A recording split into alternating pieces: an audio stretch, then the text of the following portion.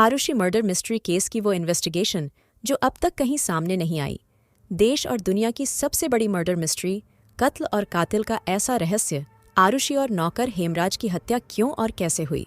साल 2008 में दिल्ली से सटे नोएडा शहर में हुए इस डबल मर्डर केस में 3 जांच टीमें लगीं। 200 से ज्यादा पुलिसकर्मियों ने जांच की, लेकिन ऐसा कोई सबूत नहीं मिल पाया जिससे पता चल सके कि आखिर कत्ल का मकसद क्या था।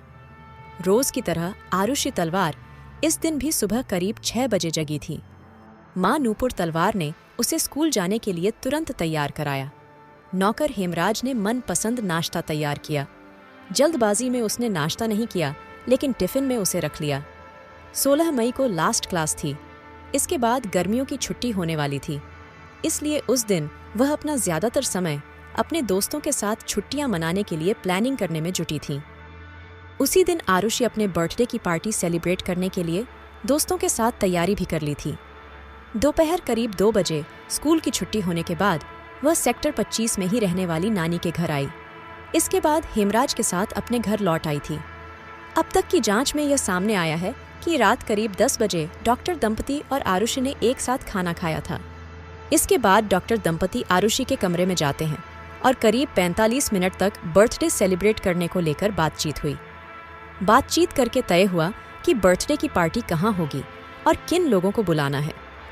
वैसे तो उसका बर्थडे 24 मई को होता था, लेकिन स्कूल में गर्मी की छुट्टियों को देखते हुए वह आखिरी क्लास वाले दिन ही यह पार्टी दे देती थी।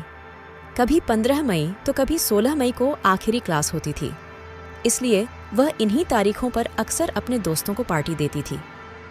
कत्ल वाली रात यानी 15 मई 2008 को भी वह अपने पेरेंट्स के साथ बर्थडे पार्टी की तैयारी कर रही थी, क्योंकि 16 मई से स्कूल की छुट्टियां हो रही थीं। किस रेस्तरां में पार्टी होगी, इसकी तैयारी चल रही थी। उस पार्टी को पहले की तुलना में ज्यादा यादगार बनाने के लिए पापा ने उसे एक नया कैमरा भी गिफ्ट किया था, ताकि उससे वह अपने बर्थडे की खुशी के हर पल को कैमरे में कैद कर सके। लेकिन उसकी किस्मत में शायद वह पल नहीं लिखा था। इससे पहले ही वह हमेशा के लिए मौत के आगोश में खो गई। 16 मई 2008 की सुबह उसकी डेड बॉडी कमरे में मिली। जब आरुषि की डेड बॉडी उसके कमरे में मिली थी, तब शुरुआत में हेमराज को उसका कातिल माना जा रहा था। उसके खिलाफ तत्काल पुलिस ने एफआईआर भी दर्ज कर ली। इसके बाद पुलिस की एक टीम तो नेपाल के अर्घाखांची स्थित उसके घर तक भेज दी गई। हालांकि 17 मई की सुबह जब एक रिटायर्ड पुलिस अधिकारी व मीडिया के लोग वहां पहुंचे, तब डॉक्टर राजेश तलवार के फ्लैट की छत पर पड़ताल की गई।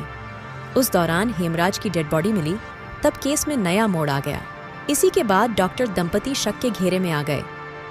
16 मई 2008 को जब आरुषि की डेड बॉडी मिली थी, तब नोएडा पुलिस ने जांच शुरू की थी। हालांकि जब तक हेमराज का शव नहीं मिला था, तब तक मर्डर का शक उसी पर था। लेकिन शव मिलने के बाद जांच की दिशा बदली। मीडिया में डॉक्टर दंपति पर सवाल उठाए जाने लगे। पुलिस को भी शक हुआ। पुलिस ने करीब 1 सप्ताह बाद राजेश तलवार को आरोपी होने का दावा करते हुए गिरफ्तार कर लिया। हालांकि इस दौरान एक चौंकाने वाली बात यह भी सामने आई थी कि पुलिस की एक टीम ऐसी भी थी जिसने अपनी जांच के आधार पर डॉक्टर तलवार को आरोपी मानने से इनकार कर दिया था। इस तरह पुलिस में ही 2 ग्रुप बन गए थे। 1 जून 2008 को तत्कालीन बीएसपी सरकार ने सीबीआई जांच को मंजूरी दे दी।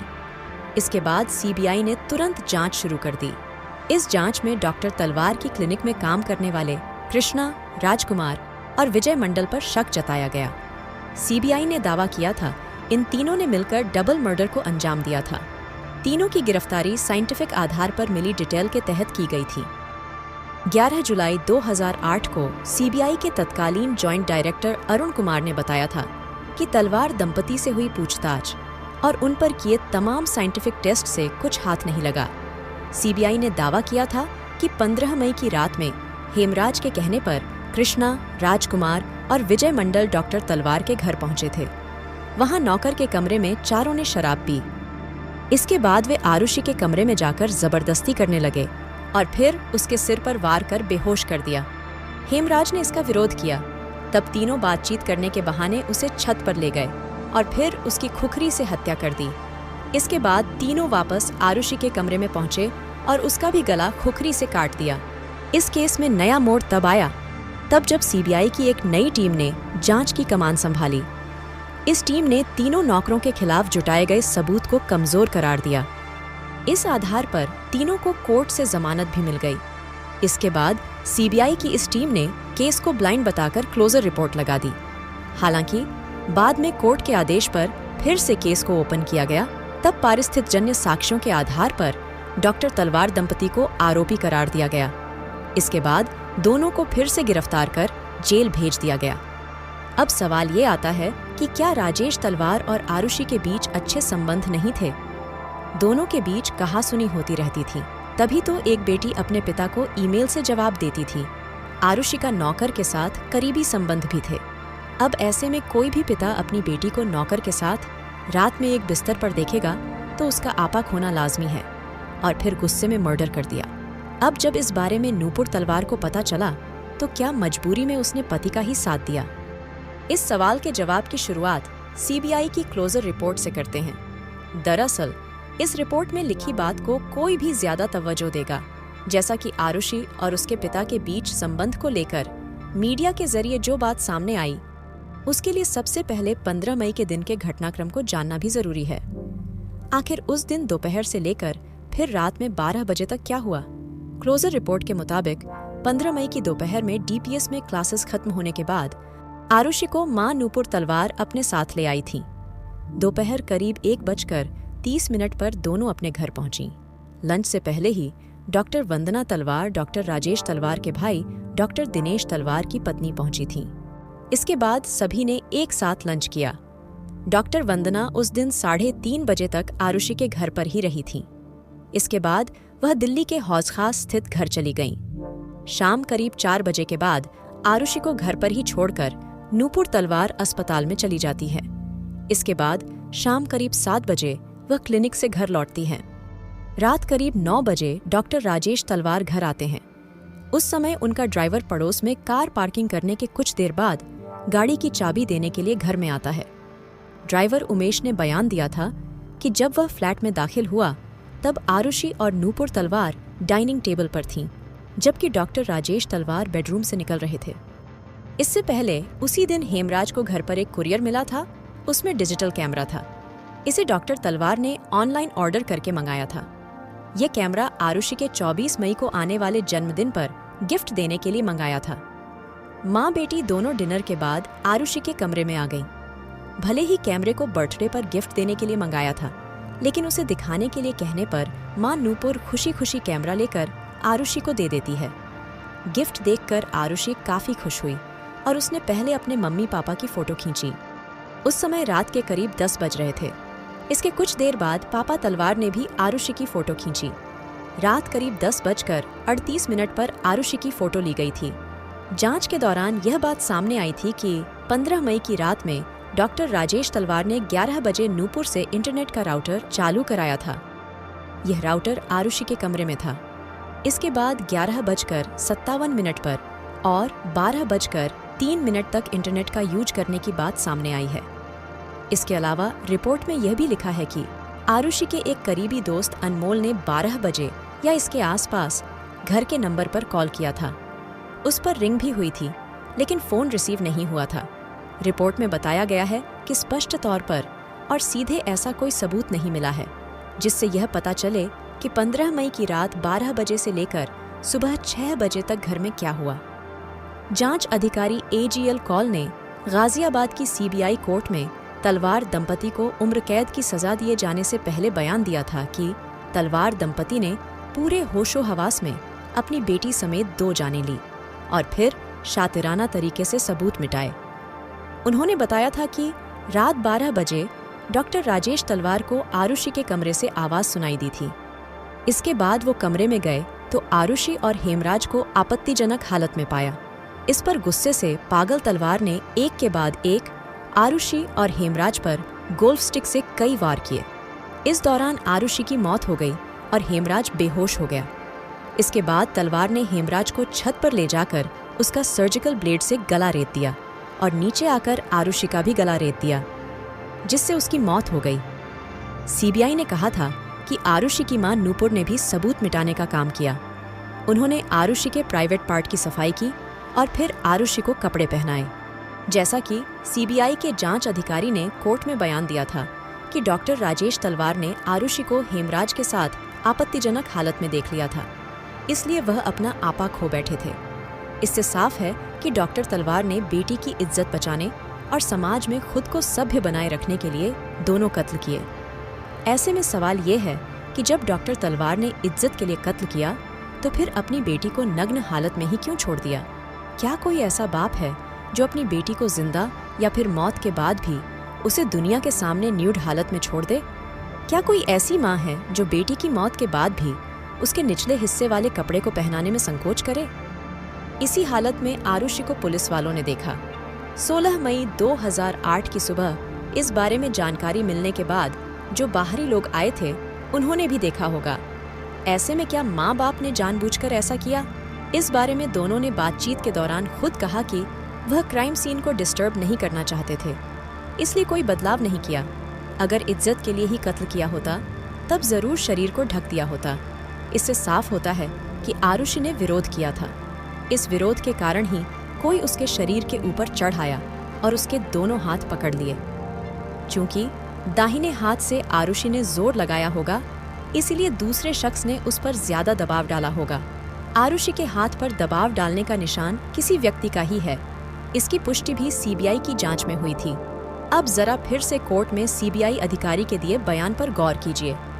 उसमें कहा गया था कि आरुषि और हेमराज दोनों आपत्तिजनक हालत में थे। इस बात से दोनों आपसी सहमति से सेक्स कर रहे थे। ऐसे में सवाल उठता है कि आरुषि को विरोध करने की क्या जरूरत थी, या फिर हेमराज ने उसके साथ जबरदस्ती की थी? तब तो डॉक्टर तलवार को सिर्फ नौकर को ही मारना चाहिए था। ऐसे में डॉक्टर को अपनी बेटी को सिर्फ बचाना चाहिए था। हालांकि यहाँ सवाल आपके मन में हो सकता है कि हाथ पर नीला निशान पिता डॉक्टर राजेश तलवार के हमले के दौरान भी हो सकता है। उस दौरान भी आरुषि विरोध कर सकती थी।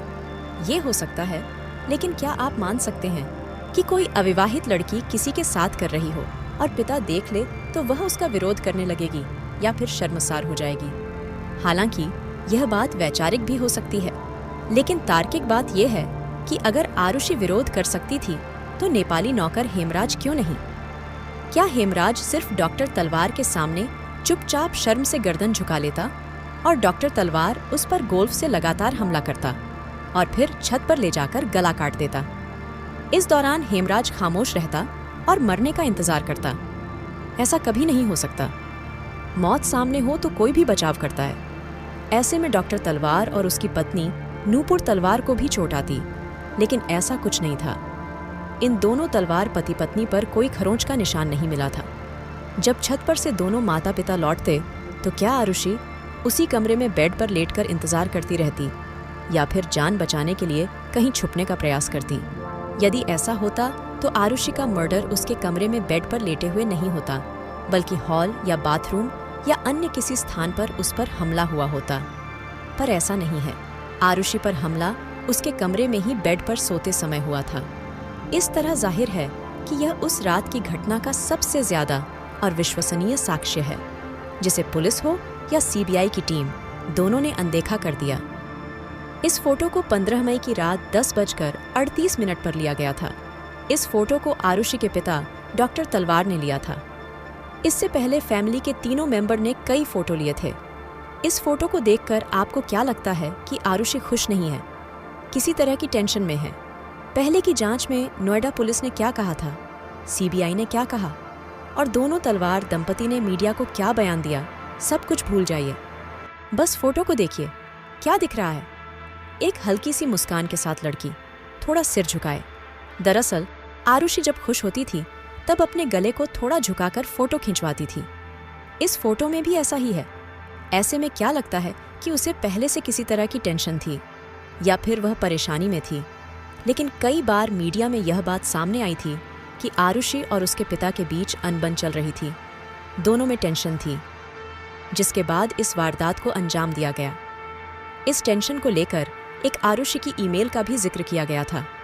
इस ईमेल को आरुषि ने अपने पापा राजेश तलवार को भेजा था, जिसे लेकर पुलिस ने दावा किया था कि आरुषि ने लिखा था कि वह ऐसा कुछ करना चाहती थी जिसे उसके पापा पसंद नहीं करते थे।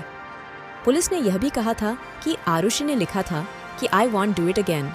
दरअसल आरुषि को इस ईमेल को लिखने की वजह यह थी कि वह बिना बताए फिल्म देखने चली गई थी, जिसे लेकर जाहिर सी बात है कि कोई भी पेरेंट्स नाराज हो जाते।